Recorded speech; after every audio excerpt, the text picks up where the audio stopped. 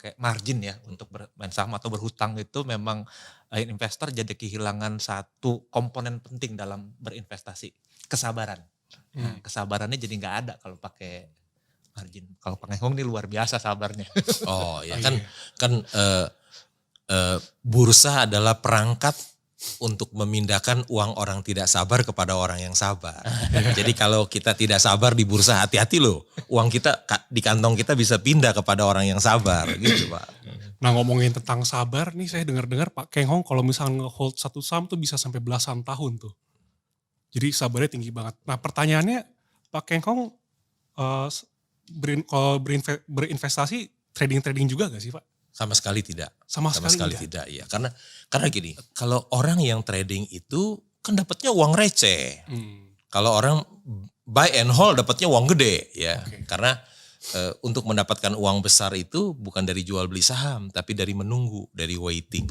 Oke, sabarnya itu ya. Sabar. Terus kan? kriteria Pak Keng Hong untuk take profit atau cut loss itu berarti apa? Cut loss nggak pernah. Oh, Kan saya kan beli Mercy harga Avanza. iya. Kalau dia turun lagi artinya dijual di harga Udah bajai. hancur banget berarti. Tambah lagi lebih banyak. Tambah lagi lebih banyak. Cut loss hampir nggak pernah. Jualnya kapan? Jualnya kapan? Ketika saya beli Mercy harga Avanza, ketika si Avanza balik lagi ke Mercy, ya saya jual harga wajar. Oke, harga wajarnya tuh kriterianya gitu tuh. Ya, Kembali ke harga Mercy-nya dulu. begitu mudah dan sederhana ya. Betul. Oke. Kalau misalkan Pak Yos nih, Pak Yos tuh tipe-tipe investor yang perhatiin chart gak sih? Technical analysis, Pak Yos tuh percaya gak sih? Jujur saya jarang banget sih menggunakan technical analysis. Tapi saya tahu ada cukup banyak orang yang pakai technical analysis. Beberapa cukup sukses melakukan trading dengan technical analysis. Saya sendiri kurang begitu cocok dengan technical analysis. Ada beberapa hal yang menurut saya kurang cocok dengan saya.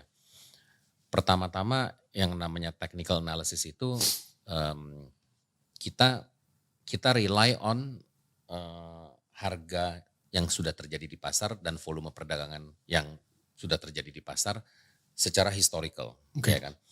Sementara kalau fundamental analysis itu kita menganalisa bisnisnya ini seperti apa dan ke depannya seperti apa. Jadi kita ngelihat ke depan kalau yang namanya fundamental. Sementara technical analysis itu lebih ngelihat ke belakang, ya kan. Jadi kalau dengan saya punya investing principle agak nggak matching gitu loh. Karena saya konsepnya waktu saya beli saham adalah saya memiliki part of the business dan saya mau bertumbuh bersama bisnisnya, ya kan. Itu yang problem saya yang utama. Yang kedua juga kalau technical analysis itu kadang-kadang dia jadi bikin kita jadi terlalu sering trading gitu loh, ya kan. Jadi harus in out harus itu dibutuhkan disiplin yang tinggi. Kalau saya sama Pak Keng Hong stylenya beda gitu loh. Kita lebih long term, kita cari bisnis yang bagus, kita cari valuasinya yang menurut kita ini istilahnya bargain, ya kan. Dan kita pegangin, ya udahlah kita tungguin aja gitu loh. Jadi memang agak-agak boring sih, ya kan. Tapi kalau kata George Soros, ya kan, if you find your investment entertaining, if you are having fun investing, dia bilang you are probably not making any money. Dia bilang good investing is boring. Oke, menarik tuh. Yeah. Good Dan menurut investing saya is boring. kenyataannya memang begitu gitu loh. Ternyata ya kalau dari pengalaman kita, yang kita benar-benar menghasilkan banyak keuntungan, itu biasanya boring sih gitu loh. Nunggunya lama bener gitu ya kan, lama orang kita ngomong sama orang nggak percaya gitu, agak ngeselin sih gitu loh ya kan. Sampai satu hari orang baru kebuka masa bener juga ya gitu loh ya kan. Good investing is boring. Terus cara sabarnya gimana Pak? Pak Keng Hong sama Pak Yos tuh belajar sabar tuh gimana sih Pak? Kita harus yakin sama yang kita beli, ya kan. Kita harus ngerti apa yang kita beli, ya kan. Dan kita yakin bahwa pasar ini salah ngelihat gitu loh. Ada mismatch antara harga yang terjadi di pasar dengan the real value of the company, ya kan. Kita harus yakin itu, ya kan. Dan kita tungguin sampai akhirnya pasar matanya kebuka dan menyadari bahwa saham ini harusnya harga bukan segini gitu loh. Ya kan, harganya bukan harga Avanza nih, harga Mercy gitu loh harusnya. Oke, kalau Pak Keng Hong gimana cara belajar sabarnya tuh? Belajar sabar itu kalau kita membeli sesuatu yang kita tahu seperti yang Pak Yos bilang, tentu kita bisa bersabar. Kalau kita tidak tahu apa yang kita beli ya tentu kita tidak bisa bersabar. Kalau kita beli kucing dalam karung, ya mana bisa bersabar. Kalau kita beli karena dengar tukang pom-pom, influencer, mana bisa bersabar. Bersabar tentu dari hasil yang kita baca laporan keuangannya semua. Tahu berapa penjualannya, tahu berapa labanya, tahu berapa modalnya, tahu berapa hutangnya, tahu dia punya price earning ratio berapa, price to book tahu semuanya. Ya kalau kita tahu semuanya, kita tahu ini Mercy harga Avanza, tentu kita bersabar.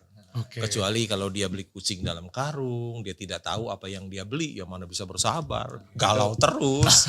Nggak boleh instan berarti itu Pak. Nggak boleh instan. Harus dikerjain PR-PR-nya ya semua harus, ya Pak. ya. Hati-hati dengan influencer pom-pom saham berarti apa ya? Jangan, bahaya itu. Jangan dengar. Nah kalau ini Pak, kalau tadi kan udah masalah sabar nih dalam berinvestasi. Nah terus kalau untuk milih saham tentunya kan kita tahu tadi profit harus bagus, balance sheet juga harus oke, pertumbuhan juga harus oke. Nah untuk kredibilitas dari owner Pak atau dari manajemen gitu Pak, gimana investor tuh harus memilah-milah tuh Pak. Tentunya kalau Pak Yos dan Pak Keng Hong kan mungkin udah 30 tahun jadi udah pengalaman dengan berbagai jenis perusahaan juga udah banyak tuh Pak ya gitu. Jadi milah-milahnya gimana tuh Pak? Dan kita harus bagaimana memasukkan komponen itu ke dalam pertimbangan kita ketika kita mau berinvestasi itu Pak? Jadi dulu waktu saya masih jadi analis ya, saya kan suka bawa investor-investor dari luar negeri untuk company visit gitu loh, ketemu sama manajemen segala macam, kita analisa lah, kita interview mereka, nanya bisnis prospeknya, nanya industrinya segala macam. Dan dulu sering sekali investor-investornya bilang ke saya, sebetulnya bisnis ini bagus ya, cuma saya kurang suka dengan ownernya. Karena mereka tidak memiliki track record yang bagus, ya kan? Dan manajemen ini kayaknya tidak memiliki good corporate governance. Tapi sahamnya murah gitu, ya kan? Dulu tuh saya sering berpikir gitu, kenapa sih gitu loh, ya kan yang namanya good corporate governance ini kok kayaknya big deal banget gitu loh. Yang penting sahamnya murah, bisa naik gitu, kita bisa make money gitu loh, ya kan? Setelah saya mulai agak pinteran dikit gitu, ya kan? Belakangan saya baru ngerti gitu loh, ya kan? Warren Buffett selalu ngomong, it's very hard to get a good deal from bad people. Ya. Dan saya baru ngerti gitu loh, kenapa corporate governance ini penting, karena in the long run, again, ini kan kita ngomong kalau saya stylenya long term gitu ya kan. In the long run, kalau kita beli saham tapi memang pemiliknya tidak punya niat yang baik, walaupun bisnisnya bagus seperti apa, selalu ada aja gitu loh akal-akalannya mereka, sehingga kita tuh untuk bisa mendapatkan gain yang pantas itu nggak susah banget gitu loh. Ya, jadi itu pengalaman saya, akhirnya makanya saya sekarang mulai ngerti gitu loh. Betapa pentingnya namanya good corporate governance, ya kan, track record dari ownernya seperti apa.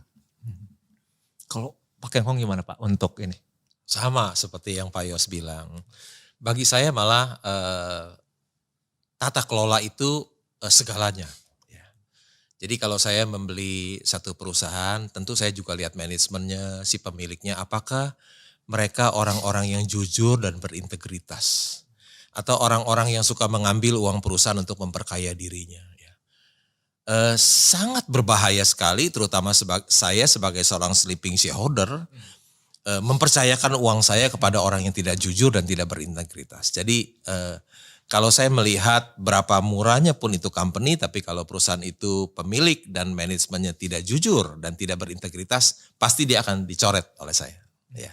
Itu keluar. Karena bagi saya good corporate governance itu segalanya buat saya. Saya kerja di bank 17 tahun. Ketika saya memberikan kredit kepada calon debitur, ada rumus 5C loh. C yang pertama apa? Karakter. Ya. Jadi bagi saya corporate governance itu segalanya. Jadi kalau pemilik dan manajemen, direksi dan komisaris dia tidak jujur dan tidak berintegritas, nggak bakalan saya beli perusahaan.